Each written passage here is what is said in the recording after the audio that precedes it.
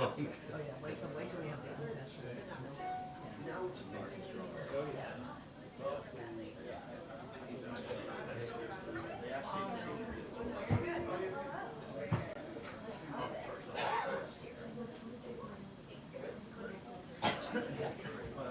I like that.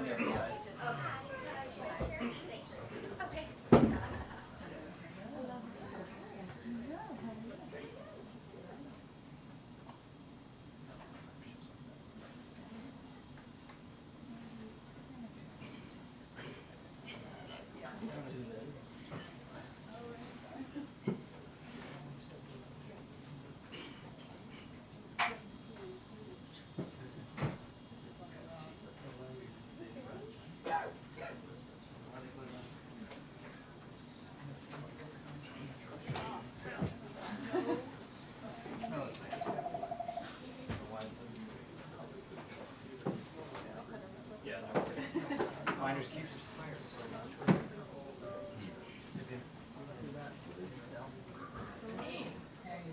Well, thank you.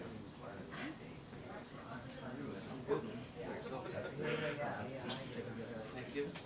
We did. There's that parade and we got drenched. Christmas, I wish it were my house. It's a lot of different houses. But we're preparing. As evidenced by the Amazon arrivals.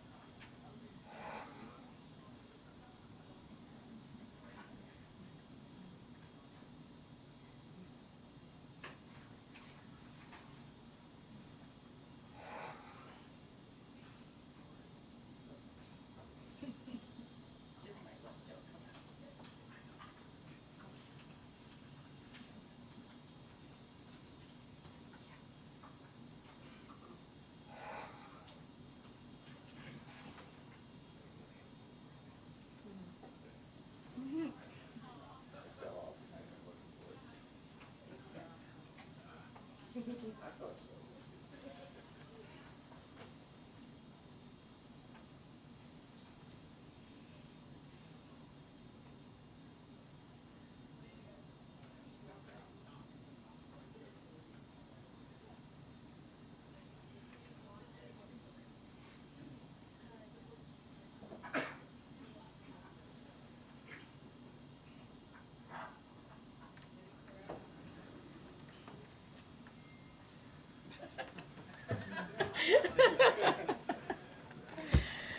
All right, good afternoon, everybody.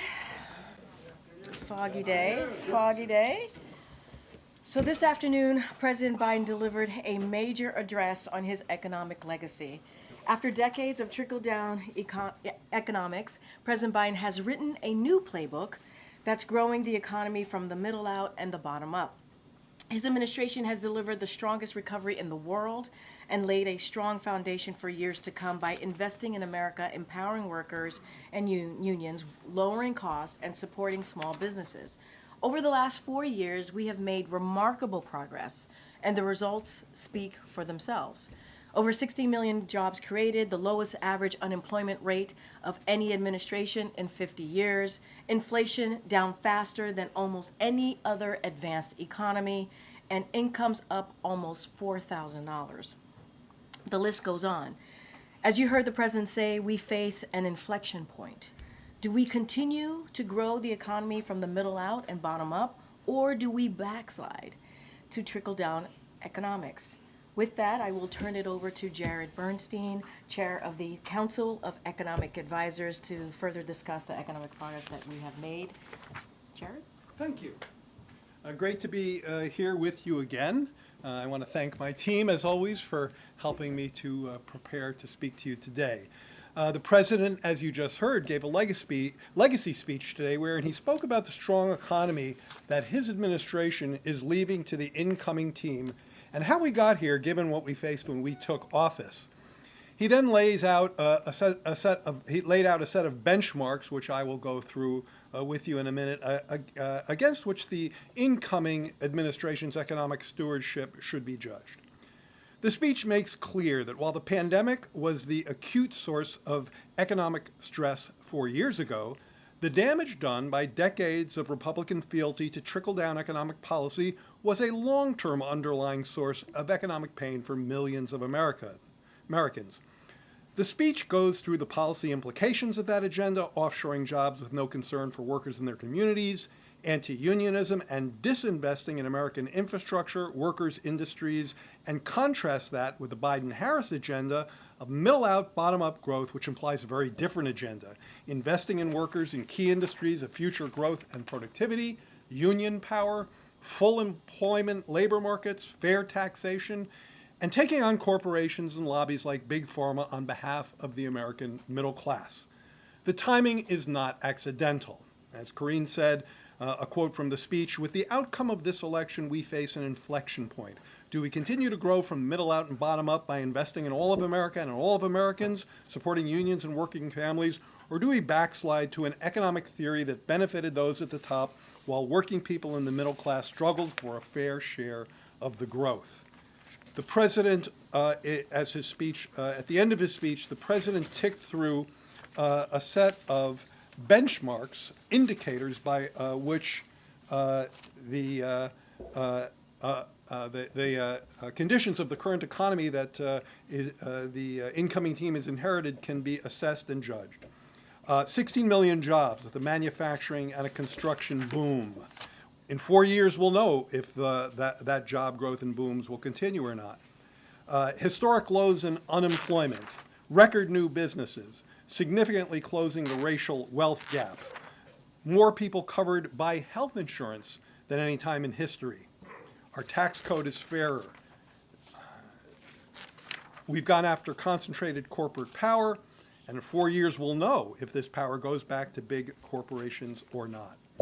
Let me end my introductory comments today with a little bit of a reflection on the economics, speaking as the chair of the CEA, of the economic theory behind what the president talked about in his speech today. I should say the economic theory and the economic outcomes is as far from just a theoretical or an academic exercise. The president talked about achieving a soft landing, and this is the idea of considerably lower inflation without giving up much on the economy's demand side. That is, lower inflation without higher employment. As you know, many economists told us we couldn't get there. We'd have to have a recession to have as much disinflation as we've seen. In fact, that did not occur. And one of the reasons it didn't is because the job market, I heard the president mention full employment a couple of times in his speech today. The job market has stayed uniquely strong for uniquely long. And that's given workers bargaining clout along with his union agenda. And so as prices have come down, as inflation has come down, and wages have gone up, we've had real wage gains now for about a year and a half on a yearly basis. Last seen 1.5% real year over year. That's real. That's a considerable pace of real wage gains. This helps support strong consumer spending, and that's been a core factor keeping this economy moving forward above trend growth rates and leading to a situation that you heard the president talk about today where the U.S. economy really is the envy of the world. And I say that as someone who recently came back from Europe, where I was frequently accosted by people who wanted to just talk about how we've achieved the innovation, the productivity, the persistent full employment that we have. That's the consumer side of the story, the consumer spending side of the story. It's 70% of our nominal GDP, so it's extremely important to keep the economy moving forward. But I often think of consumption as today's story and investment as tomorrow's story. I think what the president talked about today, that was so important and so compelling, especially given the fact that many of these benefits are going to unfold 2, 4, 5, 10 years from now, if the incoming folks nurture the seeds we've planted versus take them out. This investment agenda has the potential and is already transforming economic growth, production, innovation, building up new domestic sectors in this economy in the area of clean energy, battery production, chips, and that kind of investment agenda, that speaks to future growth rates. That speaks to future opportunities. That speaks to future productivity growth. Now, we've already, as the president said in his speech today, there's been $1 trillion of private investment that has flooded into those sectors, into clean energy, into semiconductors, into providing infrastructure for this country. All of that, again, is a complement to the consumer spending side of the agenda, the soft landing agenda that sets us up for a future based on the kinds of investments the president talked about today. With that, I'll turn to your questions. Good to see you, Jared. Thanks for doing this and subjecting yourself to all of us. One of the benchmarks that President Biden didn't mention in his speech was the U.S. budget deficit, which is closing out the fiscal year last year like above 6% of GDP. How sustainable is that as an inheritance of the incoming administration? The president spoke about this a bit in the speech in the context of doubling down on the TCJA tax cuts, of course, most of which expire at the end of next year. And he talked about I think he mentioned $5 trillion in deficit-financed tax cuts if Republicans fail to offset that. I think that stands in stark contrast to the budgets that we've passed that have the most recent one with $3 trillion of deficit reduction. So the first point is that if you look at the fiscal outlook that we've tried to craft in our budgets, now obviously we're not able to get those through Congress, but we certainly, that's what we've been fighting for. They're characterized by significant deficit reduction and a great deal more fairness in the tax code, which is something he talked about today. So I think he correctly took a stance that the full extension of the Trump tax cuts would be both significantly damaging our fiscal outlook and, even worse, creating more unfairness in the tax code and increasing after-tax inequality. In terms of whether 6% deficits are sustainable, I think that when what you really want to see, I think it's hard and probably not that advisable to say this number is okay and that number isn't. Once you get to this level of debt to GDP, you're in trouble. Once you go over it, the markets don't really work that way. Given the extent of the debt that we face so far, we still have very successful auctions to explain what I'm talking about. But I do think that what you want to see is when you get to a full employment economy with above trend growth, you'd like to see that number coming down. So I think it's much more of a delta story. You'd like to see that number coming down, and one of the reasons you don't is because decades of trickle-down economics and Republican tax cuts have severed the linkage between strong economic growth and revenue flows to the Treasury. We've tried to correct that in our budgets, but the politics have blocked us from getting it there. But basically, you believe the current situation is not sustainable based off your budget proposals. I think that when you get to an economy, when you're an economy like ours, no, I wouldn't say it that way. I would say when you're an economy like ours with all the kinds of indicators the president discussed today, full employment, above trend GDP growth, historically low unemployment, yes, your budget deficit should be going down because the revenues that come into your coffers are outpacing your outlays. And that's the budgets that we've written. That's something we've tried to embed in our budgets. And we haven't been able to get them passed. What's worrisome, and the President talked about this today, is that the incoming administration is making sounds of going in the other direction, which I would consider fiscally reckless. Yeah, Jared, it's been a little while since I've seen you, so I want to ask you a question about the speech and the context for it. I mean, so many voters cited inflation and just their pessimism about the economy in exit interviews as we were watching the election. So what is the purpose of sort of going out and saying, well, we did all this right against that backdrop? It's kind of like water under the bridge, right? Sort of your account of the economic progress is against the backdrop of people having said, no, that's not what we want to do?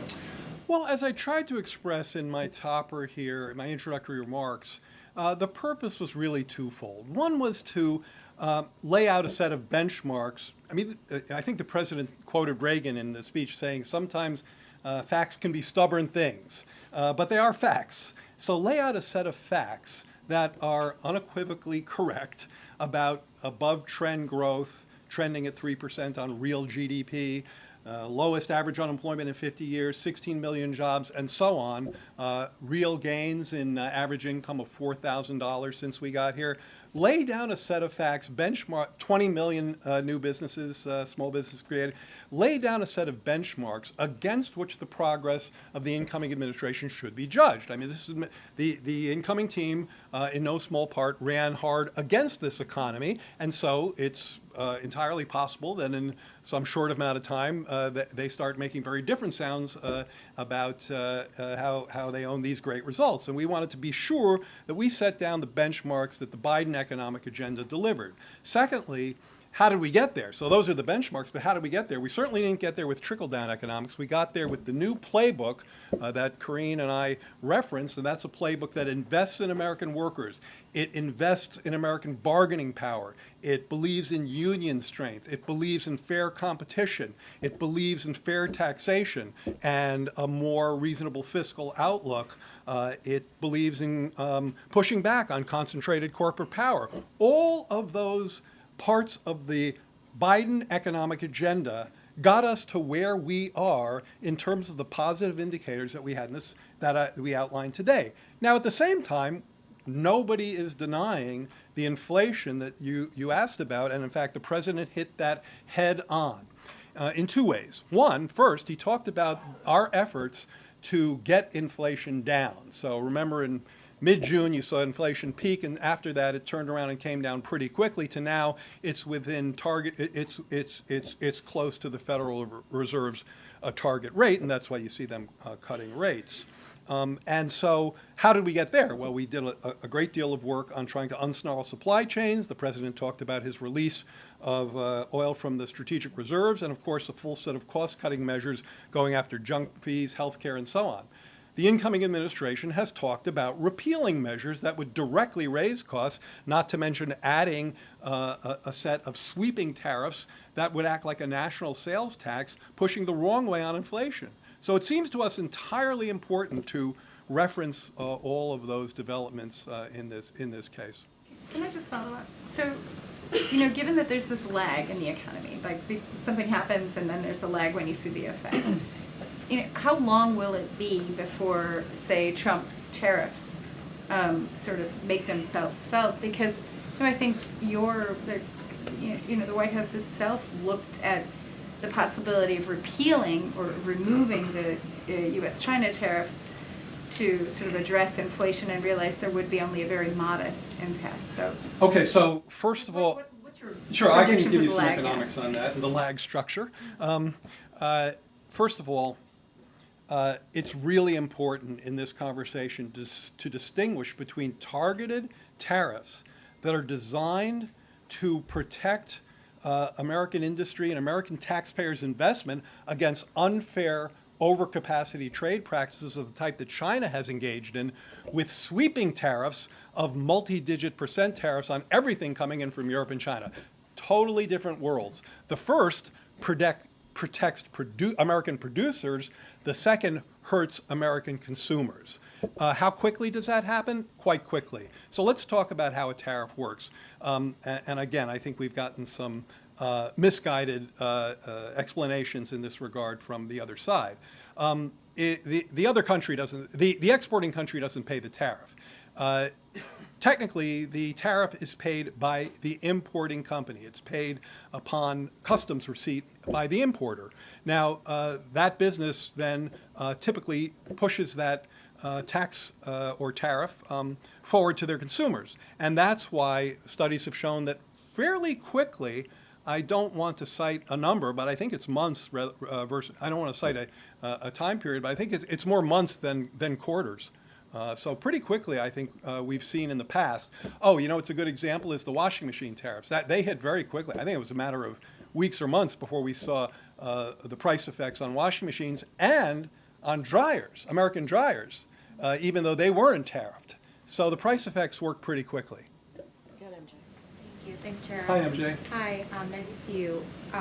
You know, over the last year or so, I think we've all seen you field a lot of questions about this disconnect between what you describe as a strong economy versus the people's generally pessimistic economic outlook. I just wondered, and it's related to the last question, what would you say is the reason that there wasn't enough of an improvement in people's economic outlook by Election Day? I assume you've had some time to reflect on the results of the election. It seems clear, if you look not just at our election, but at elections and approval ratings across the globe, that not just inflation, because by the time the election came along, inflation was back down within distance of 2%. So it was back down close to the Fed's target. So not inflation, but the price level, the cumulative impact of inflation. So the fact that people could still remember what things used to cost, that was a force that really whacked incumbents in every I think virtually every election we've seen across the globe. So that was a very powerful force. Now look, from our perspective, we needed to do two things. We needed to get inflation down, because you'll never get people will never be able to acclimate to the higher price level unless inflation comes back down to around 2%. And that was behind our work on unsnarling supply chains, which became very important in this space. One of the graphics that I like to tout from our CEA team is if you look at supply chain measures of stress, which go way up and way down in the pandemic and post-pandemic,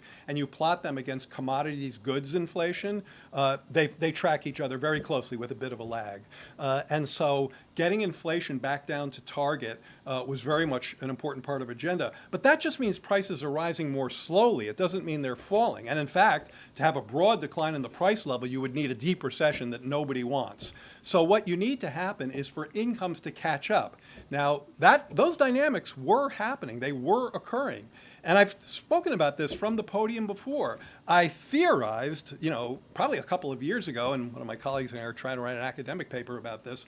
I theorized a couple of years ago that if inflation came down and people had enough time to acclimate to the new price level, an acclimation that would be very much aided, and in fact was essentially, had to be aided by rising real wages or incomes, eventually they'd start to get acclimated and to feel better. And sort of what's the word I want? Sort of a trivial example of that is when I started driving, gas was 60 cents a gallon. But I don't walk around annoyed that gas isn't 60 cents a gallon, because while prices have gone up, incomes have gone up more. That's where we are. Inflation is back down. The price level remains too high from the perspective of consumers and voters. And that's partly, a big part of the answer to your question. I sense you want to say something else. This long memory that people have Yes. on price levels. I mean, do you feel like you, the president's economic team, the president himself, could have done anything differently over the last few years to better address that, better, sort of meet people where they are? I mean, you've known that that is where people's heads have been at for a while. The question of could you have done something different and better, I always feel like, sure, you could always, nobody's perfect, and you can always improve on what you did. But on the issues I'm talking to you about, we were one of the first folks to be talking about this, to be understanding the difference between inflation and price levels from people's perspective. I mean, I don't know if you remember, but I brought this to our senior staff one day. I brought this, I think it might have been the only time I did this. I brought a handout to our senior staff and said, let me talk to you about the difference between inflation and the price level and how people feel about that. And, economics doesn't think that much about the price level. It thinks a lot about inflation, and not at all a critique of the mandate of the Fed. That's the congressional mandate and the one they follow. But it's full employment and stable inflation. So, and you'll hear Chair Powell talk about that I recognize the price level is a stress to people, but my job is to get inflation down. So it's something we've been on for a long time, and it's behind the cost-cutting work that we tried to do here. We cut costs in healthcare. The president talked today about junk fees. You saw the energy results from the SPRO release and so on. We tried to get a lot more competition going in the grocery sector, where there's definitely not enough competition, leading to pretty high markups and profit levels that we've talked about and used the bully pulpit to convey our concern about. But, you know, we live in a capitalist economy, and so prices are generally determined by private markets. But where we could, and healthcare is a great example, because the government is in 9% of the healthcare market. So healthcare is about 18% of GDP, about half of that is the government. So there's an area where we could and did make a huge difference. Insulin, capping prescription drugs, which kicks in, by the way, in a couple of weeks, the $2,000 cap on prescription drugs. We're very proud of that agenda. You know, could we have done more or talked about it differently? You know, I think we did what we could. Hey, Jared. Hey. Good to see you. One of the things the president mentioned today at Brookings was he hit a note of regret about not signing the COVID checks the way that Donald Trump did. And I just was wondering if that's something you ever talked about, or, you know, following up on MJ's question about what could have been done differently. Was that a debate that happened at all? Would you have recommended anything to the president in that regard? It's not something I recall talking or debating about. I mean, I will say two things about that. One is, just to bring it back to the economic space in which I'm more comfortable, certainly those checks were instrumental in what I described earlier, which is getting businesses and consumers to the other side of the crisis. You know, we gave people more buying power than they had at a time, and there's been a lot of second guessing on this, so I'd love to set the record kind of straight. In January of 2021, it was peak COVID deaths, okay? The unemployment rate was stuck at 6.7%, and I just looked back the other day. The last jobs report when we came in was a negative. It has been revised, it's been revised differently. I think it's actually been revised to be a bigger negative, but it was a negative. In other words, we'd lost, I think, 140,000 jobs according to the print. That was in December of 20. So this was a very challenging economy. You know, people who say it was fine and you shouldn't have done anything are forgetting, you know, that's amnesia. So we're very proud of the fact that this income got into people's hands quickly. Who was asking about the lag a second ago? Boy, there's a really tight lag there. You know, this money got out quickly, it got into the economy quickly, and it very quickly set up an economic expansion that is today the envy of the world. The president isn't hyperbolic when he says that, and I say that having recently come back from Europe, is the end that set up that full employment expansion that we've enjoyed since then. And two, so I said there'd be 2 points. Two, he was kidding. Oh, yeah, he was kidding about signing the checks. he was kidding. Oh, good, Daniel. Thanks, Jared. I just wondered if you have had the chance yet to speak to your successor in the Trump administration, and if you've got any advice for him. I have not. I don't know who will be sitting in my chair yet, so I haven't spoken to that person. And then advice? Yeah. That's a good question, one I haven't thought of. I would say read the president's speech today. Really, I'm not being facetious. The president's speech today is the best advice I could give to any member of the incoming economic team. Because what it says is we have planted some very important seeds in growing domestic industry, which I think both the outgoing and the incoming administration share the strong desire to see American industry stand up independently, more resilient supply chains. Yes, we still believe in very robust trade flows, so obviously part of my advice would be not to do sweeping tariffs. Certainly small tariffs, you know, targeted tariffs that protect against unfair dumping, sure. But it would be to nurture, you know, I mean, I guess this may not be the most mellifluous advice that they want to hear, but nurture the seeds that we've planted. This is not a blue state thing or a red state thing, and in fact, the president was very clear on this today. Most of the investments under the IRA, under CHIPS, even under infrastructure, are going to red states, not blue states. Most of them are going to people with relatively lower incomes or lower levels of education. So very much a working class issue. So nurture the seeds, don't stomp on them. Is there anything that you have seen or heard from the incoming administration's economic plans that you like? Or that could be in line with what you have? You know, I've heard certainly commentary about getting on a more fiscally sustainable path. So thinking about Josh's question a moment ago. What I can't put together is how you get there from here, well, not from here, how you get there from what I believe to be their fiscal agenda. And in fact, there have been many scorekeepers across town who have been scoring the cost of not just extending fully the TCJA tax cuts, but going further. Tax cuts for overtime, tax cuts for Social Security, tax cuts for tips. And so if you tout that all up by one study, there was an upper bound of north of 10 trillion in terms of adding to the deficit and the debt. So I like some of the sound I'm hearing about getting on a more sustainable fiscal path, but then I'm hearing a policy agenda that goes the wrong way on that. Just to follow up, you said that most of these projects are in red states. Certainly your administration didn't get a whole lot of political benefit from that, but I'm wondering, why is that? Is it because it's easier, there's less red tape, there's less regulations in red states, you can get projects up and going faster than in those states? No, it's not so much that. It's more that, that these projects were targeted to communities that had been historically left behind. This president believes, and I think he probably shares this belief with the incoming president to some extent. This president believes that while there are absolutely positive attributes to globalization, the idea that globalization didn't leave behind American communities and didn't hurt anybody and uplifted everybody is clearly wrong and even bereft. I mean, to blithely say, here's another trade deal, everybody's going to love it and be fine, is just denying the impact of the China shock and the hollowing out that happened to the very communities we're talking about. So these plans were designed in part to disproportionately send their investments to communities that had been hollowed out and left behind.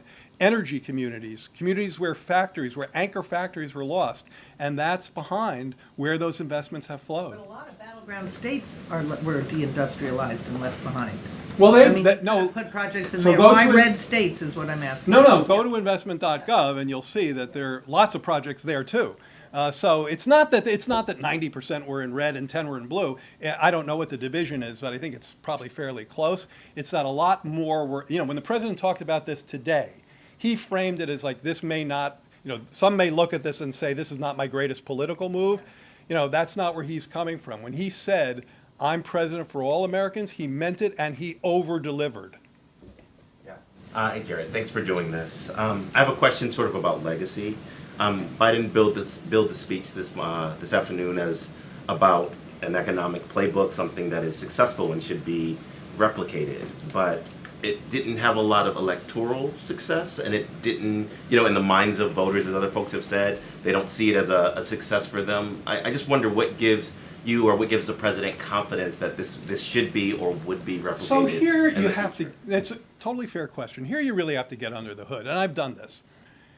If you ask people what they think about paying $35 for insulin versus $400 a month, it's not going to surprise you that polls somewhere between 80 and 150%. I'm making the second number up, but it polls north of 80%. If you ask people how they feel about an infrastructure project that restored a bridge in their area, again, you'll get approval numbers in the high 70s and high 80s.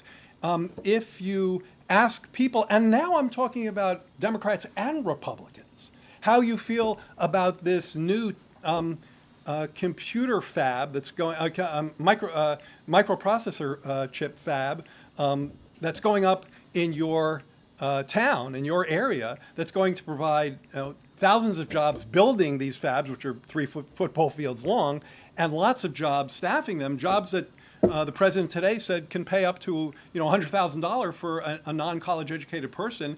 Not only are they going to say, yes, we like that, but a number of Republicans, I think a double-digit number of Republicans, have sent notes to the incoming administration saying, don't repeal that stuff.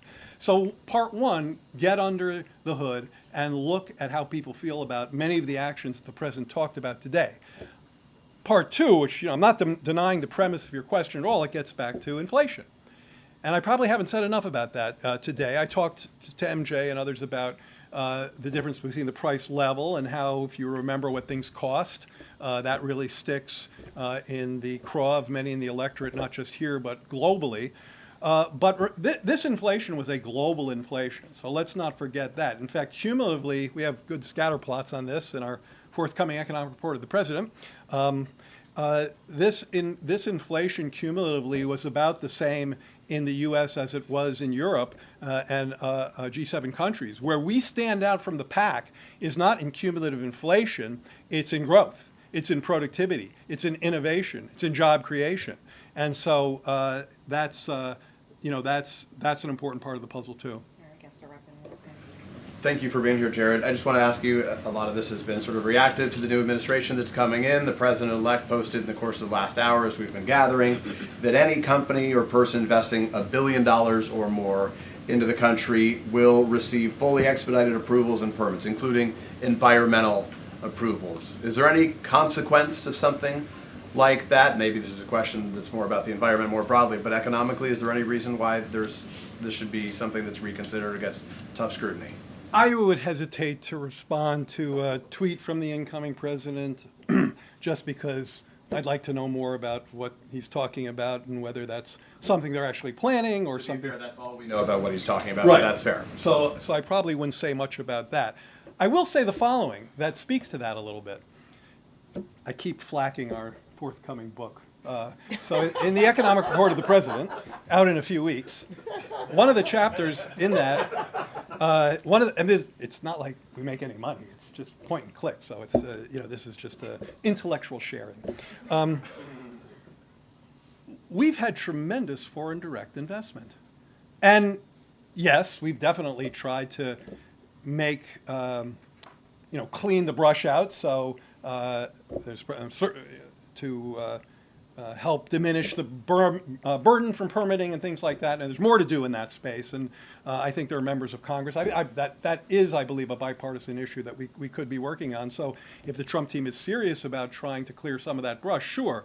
But one thing I hear too often from him and them is, without regard for any impacts of some of the guardrails that are there for a reason. So that's why you shouldn't really just respond to a tweet. You need to look at what's the impact of taking down guardrails that are embedded in that tweet, but not realized, not recognized.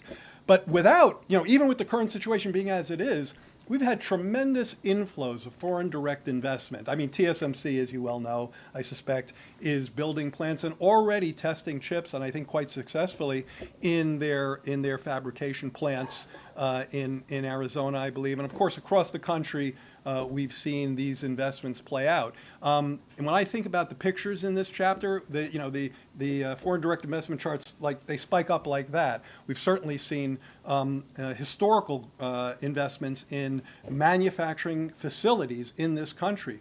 We recently hit a peak in the contribution of manufacturing facilities in this country. Its contribution to GDP was recently the highest it's been since the early 1980s.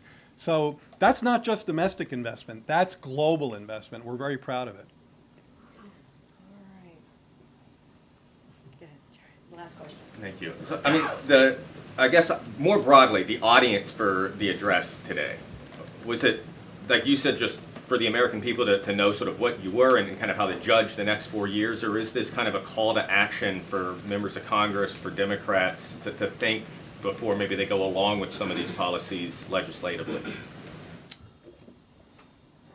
I think that in some ways, sure, the latter of what you said, in the sense that the president was very clearly outlining two very alternative economic playbooks, and he was very critical of the former, the trickle-down model, and very much underscoring the progress that we've made with the Invest in America, Invest in Workers, invest in unions, invest in tax fairness, invest in domestic industries in this country. That's the agenda that he obviously argued today is far superior to growing the economy in a lasting way to trickle-down tax cuts for rich people, which, as I said earlier, simply worsen the fiscal outlook and enrich their beneficiaries.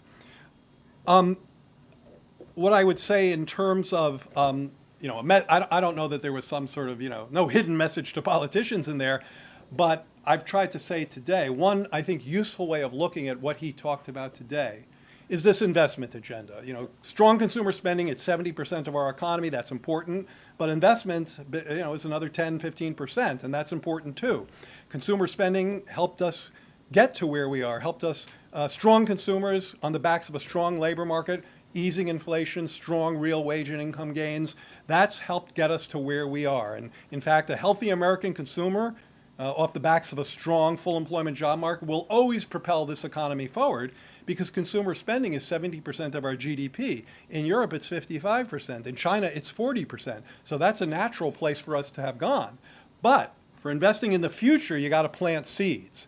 So the message to anyone, D, R, whomever, from the speech today, is nurture those seeds. Take those seeds that we've planted, and by the way, these are not sprouts in the ground. I mean, these are seeds that have $1 trillion of private capital backing them, so they're sprouting. I think I better put this tortured metaphor aside pretty soon.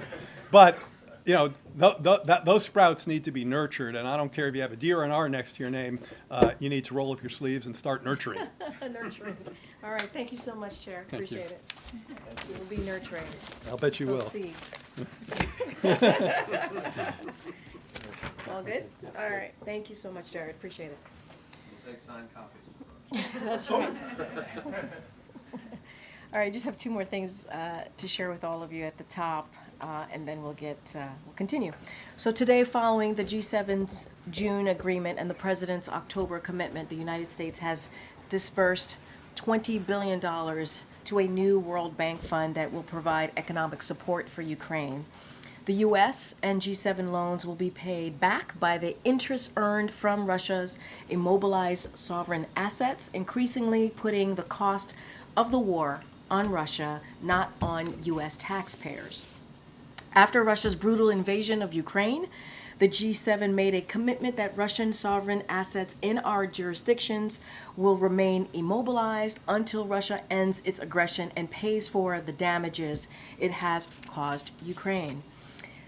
The United States and G7 are now making good on that commitment. Together, we will leverage income earned from frozen Russian sovereign assets to provide a total of $50 billion of extraordinary revenue acceleration ERA loans to Ukraine. This will lend vital support to the people of Ukraine as they defend their country, and it also makes clear aggressors and tyrants will be responsible for the damage they cause. And finally, tomorrow, the President and the First Lady will host the first ever White House Conference on Women's Health Research. The conference will bring together business philanthropic leaders, academic researchers, advocates, investors, and administration officials to discuss the President and First Lady's historic leadership to advance women's health research. President Biden and First Lady Jill Biden created the White House Initiative on Women's Health Research to fundamentally change how our nation approaches and funds women's health research. The reality is, despite making up more than half the population, women have historically been understudied and underrepresented in health research. To help close these gaps, President Biden called on Congress to make a transformative investment of $12 billion in new funding for women's health research in his 2024 State of the Union. He also signed an executive order to advance women's health research and innovative directing, the most comprehensive set of executive actions ever taken to expand and improve women's research on women's health. Since its launch in November of 2023, we're proud that the initiative has galvanized nearly $1 billion in funding to close gaps in research. And tomorrow you will hear directly from the President, you'll hear directly from the First Lady, who are going to discuss this progress and the work that still remains. And stay tuned for more. With that, Josh, as always, it's good to see you. Good to see you. Given the killing of the United Healthcare executive, what would you say to Americans who might sympathize with Luigi Mangioni's purported manifesto indicating that insurance companies ultimately care more about their profits than the health of their customers. So let me Is that I'm sorry. premise like, Yeah. is that premise accurate in any way? So let me just say at the top, offer up certainly our condolences to the victims and his loved ones. We are certainly tracking the latest regarding this deadly shooting. As you all know, local enforcement is leading the investigation, and the FBI certainly is supporting. So we will know more as they complete their work, and we're going to give them the space to do just that. And we are grateful to law enforcement for apprehending the suspect, and we stand ready to provide further support if needed. And so while we're certainly not going to comment on the investigation, we condemn violence in the strongest term. And so I'm just going to be really careful here and not comment on this case as we do normally. It's not, it's our usual step forward as we talk about these types of situations. Obviously, this is horrific. Violence to combat any sort of corporate greed is unacceptable.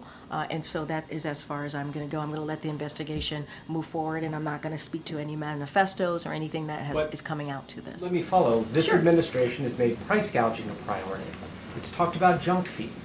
The president just outlined part of this in his economic speech. Are Americans treated fairly by their insurance companies? Look, I think what I want to be careful, because this is indeed connected to this case, connected to this ongoing investigation. I do want to be mindful in what I say from here, and I'm going to let this open investigation continue and let the law enforcement do their job. I think it's important that we give them the space to do that, and I don't want to speak to what has been said by this particular individual.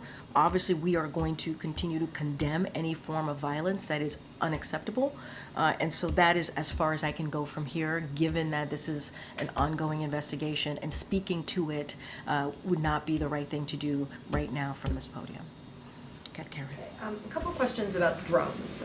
There have been repeated drone sightings in the Northeast, especially in New Jersey. These are not small drones, some of them pretty large. They're flying at low altitudes, they're flying in flocks. Has the president been briefed on this situation? So we are certainly aware, the president is aware. So we're closely tracking the activity and coordinating closely with relevant agency, including DHS and FBI, to continue to investigate these incidents. Don't have anything beyond that to share. Obviously, this is something that DHS and FBI are tracking very, very closely, and so I would have to refer you to them directly, but aware. Keeping an eye out and looking into the incidents that you just mentioned. Still though, but has the federal government ruled out that these are controlled by foreign entities?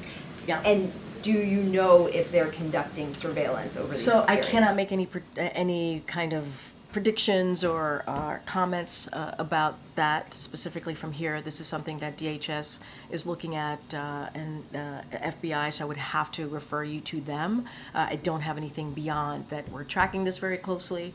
Obviously, we're all aware of the incidents that have been reported. I'm not going to go into what they could be or could not be from here. That is something that obviously is being looked at as those respective agencies that I mentioned. When was the president briefed on this? I don't have a timeline, but he certainly has been made aware of this. And his the New Jersey governor said, it's frustrating that there aren't answers about where these are coming from, that people are very concerned about this. What's the White House message to the people up there who are frustrated that there isn't any information right now? And obviously, we hear them and we understand that. We are closely tracking this. We are monitoring the incidents that have been put forward and certainly made public. And we have two agencies that I've already mentioned that are looking into this, working closely with folks on the ground, trying to get to the bottom of it. I don't have anything more to share beyond that. Go ahead, Andrea. I was trying to see who else I could call, because I know I've called on you already. So I just wanted to follow up on your comment, or your desire to not comment necessarily in the United Healthcare thing, but you did use the words corporate greed. So just just in general in this administration? Well, I mean, in terms of, you talked about the horrific response. Just read it back. Obviously, this is a horrific response. Oh, you mean in my answer? This is horrific violence to combat any sort of corporate greed is unacceptable. Yeah. So, I mean, are you saying that you buy the argument that this violence was specifically targeted at some sort of corporate greed by United Healthcare? What I'm saying is that anything, right, any type of violence on whatever it is, right, whether it's political violence or any kind of violence, we are going to continue to say it is unacceptable. And we're going to condemn any form of violence. And that's what I was bringing it more so in a broader spectrum of what we have been pretty consistent in saying at this podium in this administration, certainly this president as well. Any form of violence, whether what it is, we are going to certainly condemn it. And then just to switch gears, the president today during his remarks at Brookings talked about leaving office but not going away and continuing to work on polarization and division issues. Do you have anything to share with us in terms of the president's plans? He's cut short his, what will he be doing over the holidays? Can you just sort of give us a little readout on what he's planning and whether, there would be a foundation or how he envisions working on So you're talking about like, polarization. what his world will look like post his presidency. Look, I'm going to let the president speak to that. Obviously, he gave you a little bit of a window of his thinking, of what he sees his world post January 20th. I don't want to get ahead of him. This is someone, if you think about it, right, and more broadly, he has had a 52-year career in public service, so he is a public servant to his core, and always believes in doing everything that he can to make Americans' lives better, and you saw him do that in the last almost 4 years, and he's going to continue certainly doing that in the next 41 days, the last 41 days of his administration, and so that is inherently who he is. When he talks about continuing to do the work that he truly believes in. Obviously, he talked about polarization. This is something that he's talked about for some time, and this is also a president, whether he was president, vice president, or senator, and you know this if you followed his career very closely, he has found ways to reach across the aisles to get things done on behalf of the American people, and so I'm sure that is something that he wants to continue to speak to, but I don't have anything to share. I'm going to let him certainly lay that out when he feels is the right time to do so.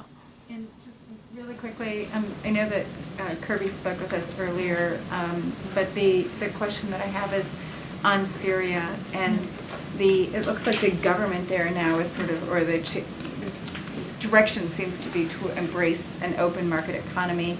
Can you say anything more about further contacts that you've had with the opposition forces there in Syria, and what your sort of understanding is about the direction that government will take?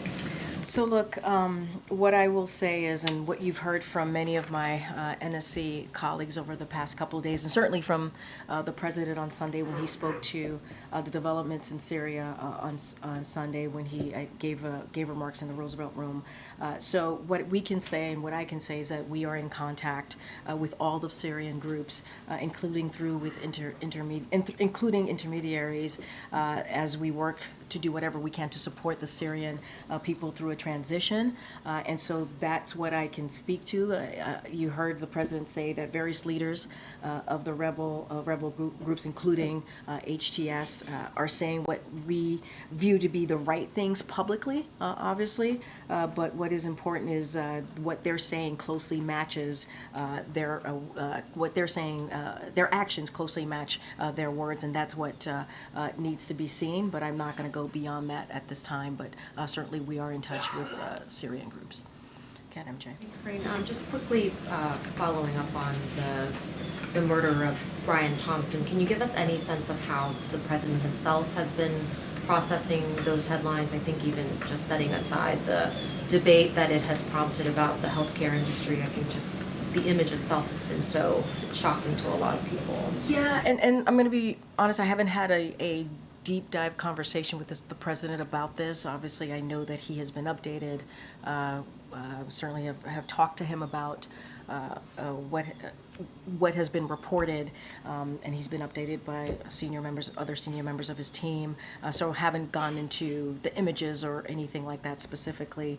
But what I can say, and what we've been pretty consistent, and I just mentioned this to one of your colleagues, is denouncing violence and how horrific this incident is. And it is important to certainly continue to say it's unacceptable, continue to say that we condemn it, and we are trying to be really mindful because this is an ongoing legal matter. And so what we say at this podium, as you know, goes far and wide and has impact. So we're trying to be super, super careful from here.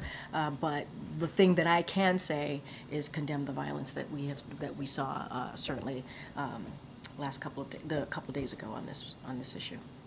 Just separately, can you confirm that the president still opposes the death penalty? No, his view has not changed on that. Given that his view on that hasn't changed, can you talk to us a little bit about, I know you're not wanting to share anything that you're not prepared to share yet, but given that that has been his stance, is he currently considering the possibility of the commutation of inmates that are currently on death row? Again, I'm not going to go ahead of the president's thinking. Certainly, we will have more to announce on pardons and commutations, as I've said many times before. But there's a process. He's reviewing it. He's thinking through it. I'm just not going to get into any specifics from here at this time. When he's ready to make announcements, we'll certainly, obviously, share that with all of you. Quickly, you mentioned the president can speak for himself on a lot of these issues. Will he give a year-end press conference? I don't have anything to share. Obviously, the president is going to wants to continue to engage with all of you. I don't have anything to share on that. The former Israeli defense minister was here today. Any updates on where the hostage negotiations stand? I don't have anything to update you on that, as you know, and we've been pretty consistent about this and pretty forthright on saying how we are certainly continue to be committed and working 24/7 to get the hostages home. This is a priority for this president, and he wants to do everything and continue to do everything that we can to do that. National Security Advisor Jake Sullivan is going to be traveling to Israel this week to meet with Israeli officials as part of our close consultations on a range of important issues, including our efforts to reach a hostage release and ceasefire deal in Gaza, and the latest development in Syria, and for discussions about Lebanon and Iran. So that is happening. Jake will be going to the region, and as you probably already know, he's going to be meeting with the families of hostages in Gaza, and so they're going to be meeting this afternoon if they haven't already. And this is something that, as you know, he has spoken to this before. Jake Sullivan regularly meets with the families of these hostages, and he has done that multiple times throughout this past year. And so that is something that he's going to be doing today. And so we have been really clear. This president has been really focused on his commitment on bringing Americans who have been wrongfully detained, held hostage. I think we have brought home over 75 Americans who are unjustly detained around the world, and so that commitment continues. And so that is certainly what we're going to work on 24/7 from here. And to that note, the president said that he believes that Austin Tice, American journalist held in Syria, is alive. What exactly is that based off of, and has there been any movement in terms of securing his release? So let me just say at the top that that is a priority. You heard that from the president when he took, I think, he made a statement and certainly took a question about this on Sunday. Finding Austin Tice is a top priority of this administration. The FBI and State Department have offered up to $11 million in reward to anyone who can provide information. We do not know where he is located. We do not know. But we continue to hope that he is alive. And I think that's what you hear from this president, that he is hopeful that he is still alive, and we're talking through certainly this with the Turks and others to find him and to bring him home, and that is our commitment from this president. I will say more broadly to answer the question, there is no indication that he's not alive. But there's also no indication about his location or his condition. So again, we are hopeful. We are hopeful that he is, and we're going to continue to do the work to bring him home. Sorry, just to follow up, so when the president says he believes he is alive, are you saying he's really saying that he's hopeful he's alive? Well, there's no indication he's not alive. There isn't. But at the same time, we do not know his location, and we do not know his condition. That is just sadly the realities that we're in. You heard what I just laid out about what the FBI and the State Department have done, offered up $11 million in rewards to anyone who can provide more information. I think that shows our commitment to bringing him home. And that's what you're going to continue to see from this president. Again, I talked about how he has, in his administration, has brought home more than 75 Americans who have been wrongfully detained. And so I think you can see this president and hear this president's commitment to doing that, getting Austin Tice home to his family. Okay, Peter. Can you detail how recently or when most recently President Biden himself spoke to the Tice family, what the engagements with the family look right now, and then what, with some specificity, is being done to try to secure more information? Is there a hostage recovery effort that's taking place that's physically in Damascus on the ground? There are American troops there. What more can you tell us about that? So I would have to check in. I don't have any update on a conversation that when is the last time the president has a conversation. None since the fall of Assad. I just want to be super mindful. I just haven't had that conversation, so I don't have anything to share with you on the last time the president has spoken with Austin's family. As you know, Jake Sullivan, the National Security Advisor, spoke to his family just last week, so that has occurred. There's been engagement and from us with the family, so just want to make that clear. Look, I just laid out how the FBI and the State Department has offered up $11 million in rewards, right, to try and get more information. We do not know his location, and we do not know his condition. And so we are trying to do everything that we can to get that information. We are committed to bringing him home. And so that is what you heard from the president, certainly on Sunday when he was asked directly this question, or asked a question about Austin. And so that continues to be our commitment. So we are certainly working through the Turks and others to find him and bring him home. So that is the actions that we have been taking. And so I don't have anything else to share beyond that. If you have anything more to share, I trust you'll tell us. Let me ask you, if I can, following up on a question that was asked to Jared that that raised this thought for me. Have you had any conversations with your successor at the podium, Caroline Leavitt, and specifically, what advice would you give to her when she takes the podium? Yeah, I was asked a question like this when her announcement was made, and certainly I wish her all the luck. And this is a great job. I love this job. It has been an honor and a privilege to serve as the White House press secretary to this president, to President Biden, to this administration, and I hope she enjoys it. And I hope, again, I just wish her well. This has been an experience that I will always remember, a lifetime, one of those experiences that will live with you forever, and I know people say how tough this job is and how unrelenting it could be, but I enjoy it. I've enjoyed this opportunity. I've enjoyed speaking on behalf of the President of the United States. That is a big deal. That is an important job. I have not spoken to her, but certainly wish her well. Obviously you wish her well, so those are good wishes. But in terms of advice, what is your advice? Well, look, one of the things that we have, I hope you all agree, in this administration, is we have brought back the norms of how to engage with the press, having these press briefings, doing these back and forths, and trying to do that in the most respectful way that we can. And I think it's important. It's important we did that, not because of all of you here. Obviously, we respect the work that you do, but also what the job that you do and what it means to the American people. So to be clear, would you urge the new White House to have a daily press briefing? I am not going to. No. I think they have to decide for themselves how they want to move forward with a Trump administration. That is for them to decide.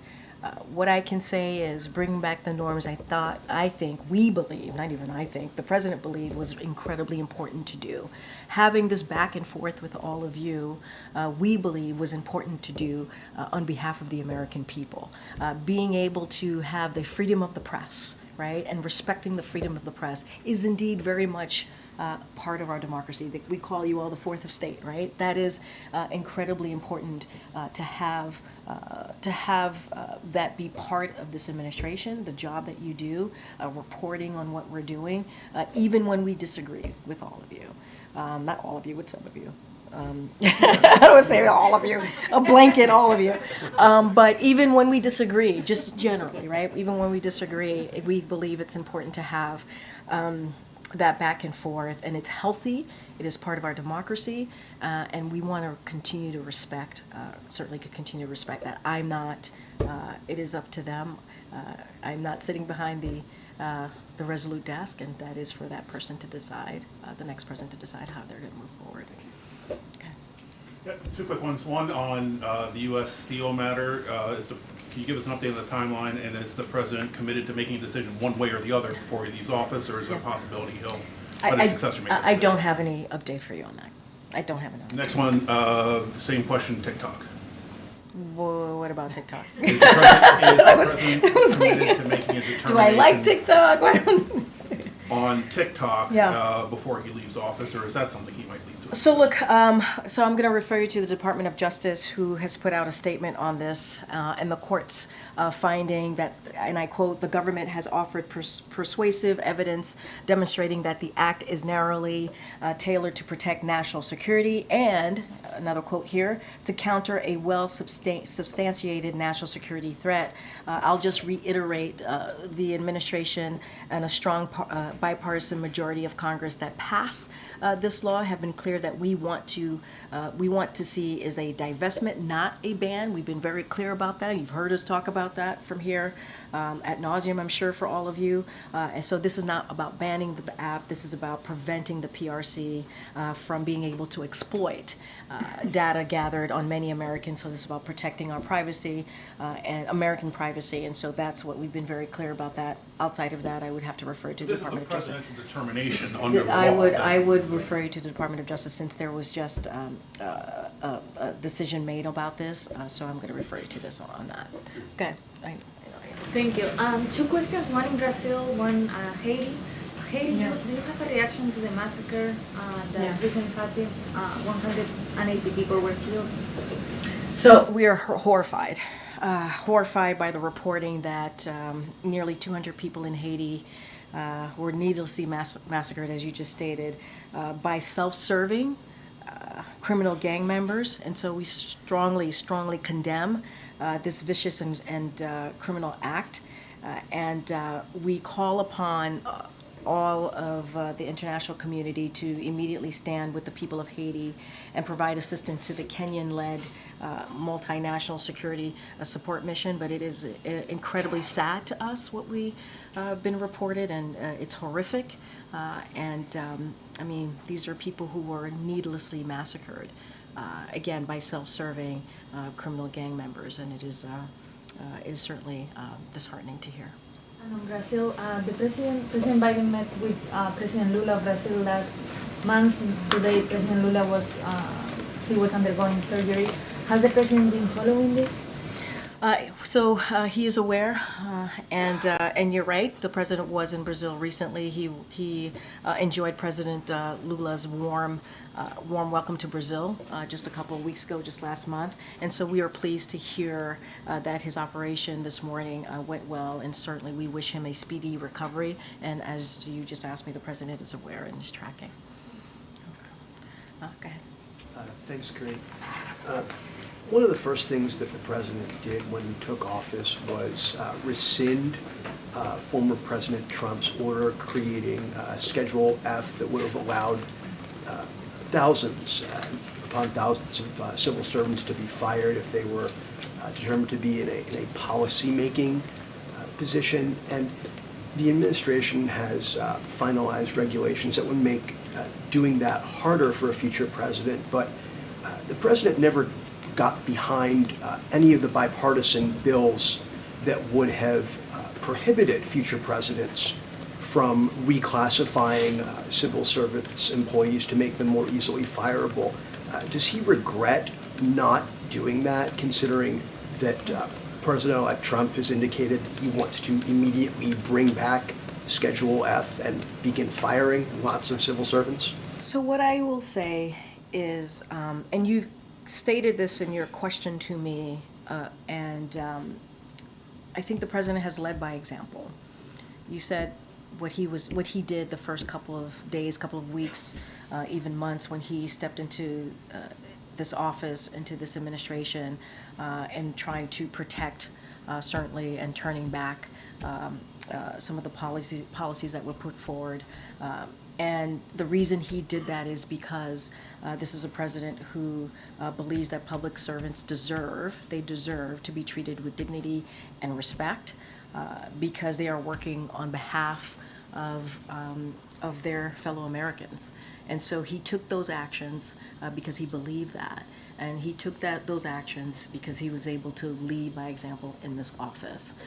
And so I'm not going to get into what the next administration is going to do or not do, but what I can say is really very much into how you led into your question to me is that he respects public servants, and he certainly has led by example from here. But the president, he had a Democratic trifecta when he came into office, and yet he did not put any of his political capital into getting Congress to include in any of the must-pass bills legislation that would have prohibited future presidents from doing what Donald Trump has vowed to do. Yeah. And the regulations that the administration has finalized can be undone. They can be unwound, and all of what happened, of what the administration did, can be for naught. Why did the president not, if he respects civil servants so much, did he not put any political capital into safeguarding their status in legislation? So first, Andrew, I'm not going to litigate each policy, each legislation. I'm just not going to do that from here. And so that is something that I'm not going to get into. What I will say is the president took action. You said it in your question. He took action to undo some of the policies that were put forward by the last administration that harmed these public servants that were working very hard to do the work on behalf of the American people. And he did lead by example. He did. He took steps, and he did that because he believes in respecting and showing some dignity to those workers. And he undid a lot of the harm that was caused, policies, obviously, to these public servants. And I think that is showing leadership. That is showing how you can take action to do the right thing. And so I would obviously take a little offense to your question, but I'm not going to litigate each legislation. You said it yourself in asking me this question, original question. The president did take action. He did lead by example, and I think that's important here. I'm going to take one last question. Go ahead. Thanks, Reed. Just quickly, has the president been briefed on the fires out in California? Is the White House in touch with officials? He certainly has been kept up to date to the fires in Malibu, California, more specifically. So we are certainly praying for communities out west that have been, in fact, impacted by the wildfires. And administration officials, as we normally are in close touch with local and state officials on the ground, their counterparts. And FEMA has issued a fire management assistant grant to help reimburse California for firefighting costs. And so we're obviously always grateful to the brave firefighters who go out there and put their lives on the line to protect people and save lives. And so we stand ready, as we normally do, to provide any further support. And so we certainly, as we do at all times when we see this type of extreme weather that's created this type of havoc, that communities on the ground, folks on the ground need to certainly pay close attention to what's being said to them, evacuate if needed, and we want them to be safe and to stay safe. All right. Thanks, everybody. We'll see you. Thanks, everybody.